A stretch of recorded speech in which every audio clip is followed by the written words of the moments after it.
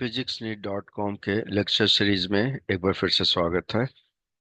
आज हम लोग डिस्कस करने जा रहे हैं चार्ज, डाइलेक्ट्रिक और इलेक्ट्रिक फ्लक्स के बारे में। और इसके लिए हमने प्रॉब्लम सेलेक्ट किया है IIT JEE एडवांस 2025 का। तो पहले देखते हैं कि डे टू डे लाइफ में ये सब जो शब्द हैं कहाँ कहाँ पर आते हैं। जैसे पहले लिया है वेदर से कनेक्टेड है। जब लाइटनिंग होता है तो वहाँ चार्ज की बात आती है। या दूसरा, फोन चार्जिंग में चार्ज की बात है। और फिर डाइलेक्ट्रिक की बात करें तो डाइलेक्ट्रिक एक नॉन कंडक्टिव इंसुलेटिंग मटेरियल है जिसे अगर इलेक्ट्रिक फील्ड में रखा जाए तो वो इलेक्ट्रिकल एनर्जी को स्टोर करता है, एनर्जी को। सो इलेक्ट्रिक फील्ड और एनर्जी, और इसके थ्रू करंट तो पास नहीं करता है, लेकिन ये पोलराइज्ड हो जाता है और इसके कारण से ये कैपेसिटेंस को इंक्रीज कर देता है। सो हमने डाइलेक्ट्रिक के कुछ एग्जांपल्स लिए हुए, सॉलिड में ग्लास, प्लास्टिक, रबर, पेपर, उस ढंग से लिक्विड में एग्जांपल लिया, और गैस में भी जो हमारा एयर है वो डाइलेक्ट्रिक है, नाइट्रोजन, फ्रियॉन। सो इस इंट्रोडक्शन के साथ अब हम लोग चलते हैं उस प्रॉब्लम की तरफ जो IIT JEE एडवांस 2025 का है। प्रॉब्लम देखते हैं यहाँ पर।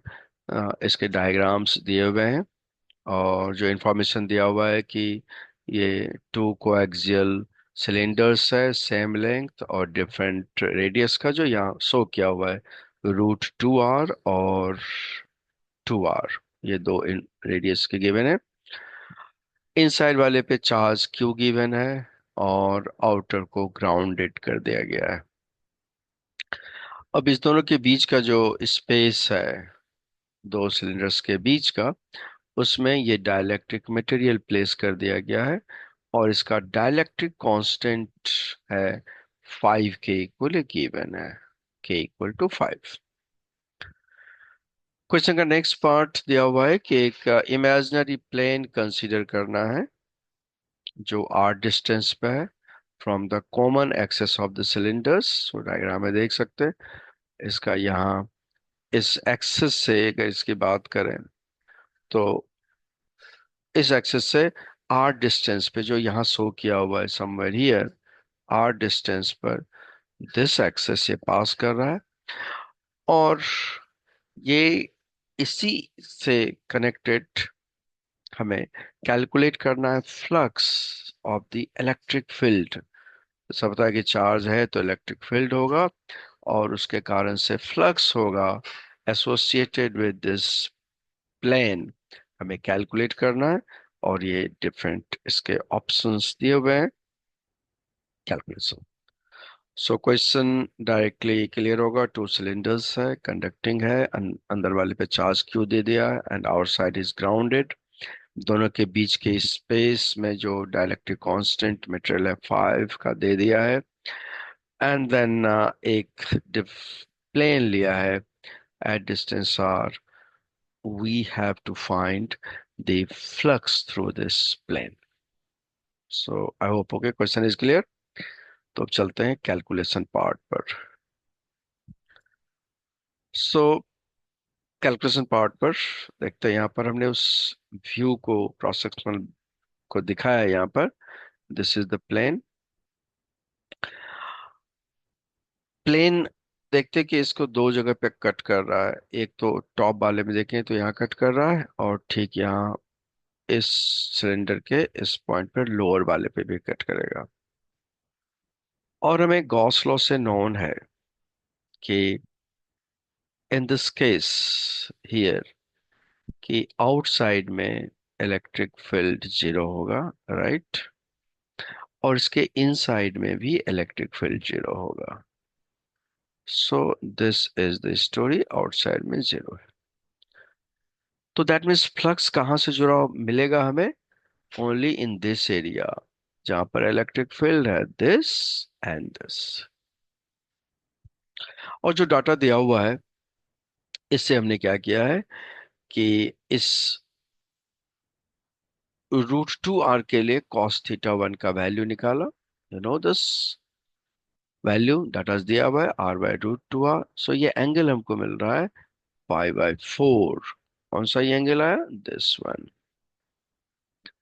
सिमिलरली 2r के लिए लार्जर एंगल आ गया, θ2 हमने निकाल लिया, same logic, and this is π/3। So ये जो एनुलर स्पेस में जहां पर ये इंटरसेक्ट कर रहा है, हम उसको देख सकते हैं, दिस एंगल, दिस वन, ये है θ2 माइनस θ1। यही तो ये इलेक्ट्रिक फील्ड फ्लक्स दे पाएगा, इस वाले portion. And this angle is θ2 minus θ1। So जैसा पता है कि फ्लक्स यहां मिल रहा है और flux by this one. So by symmetry हम क्या कर सकते हैं कि दिस वन और ये वाला पार्ट भी अगर निकालें तो ये दोनों भी हमारा क्या हो जाएगा? सेम, θ2 माइनस θ1 होगा। करेक्ट? जितना ऊपर है उतना ही नीचे। सो नाउ क्वेश्चन के सेगमेंट को और फर्दर एनालाइज करते हुए आंसर की तरफ प्रोसीड करें, तो सी व्हाट वी नो कि जब चार्ज है तो उससे टोटल फ्लक्स जो निकलेगा ये आएगा complete all in all directions Q by epsilon not के और कंप्लीट 2 पाई के लिए। लेकिन हमें यहाँ पर कौन सा फ्लक्स चाहिए? पूरे के लिए नहीं चाहिए।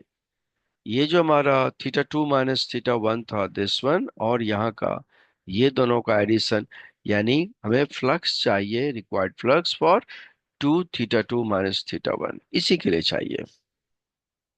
I hope this point is clear कि θ2 माइनस θ1 अप में, θ2 माइनस θ1 डाउन में, so that is 2 multiplied by this θ2 minus θ1। और जो हमने पहले कैलकुलेट किया है θ1 θ2 का वैल्यू, इस एरी यहाँ पर, ये हम यहाँ पर प्लेस कर देते हैं। सो सॉल्व करके हमें π/6 आता है। So now electric flux scalar quantity, ध्यान रखना है हमें क्या करना होगा नाउ कि 2 पाई के लिए नोन है दिस वैल्यू। सो अब हमें चाहिए ओनली फॉर π/6 यूनिटरी मेथड, और वही यहाँ पर हमने अप्लाई कर दिया यूनिटरी मेथड को। सो देख सकते हैं कैसे कैलकुलेट किया हियर यूनिटरी मेथड वाले में। ये जो था हमारा Q/ε0 k, वो k का वैल्यू 5 है, ये 2 पाई के लिए है, ये वाला पार्ट। 1 के लिए क्या होगा? 1/2 पाई यूनिटरी मेथड। और हमें कितना है? ये π/6। सो हमने क्या किया? π/6 से मल्टीप्लाई कर दिया। So we get this answer Q/60 ε0। This is answer. So unitary method लगाया टोटल फ्लक्स और रिक्वायर्ड एंगल के लिए, दिस गिव्स द वैल्यू।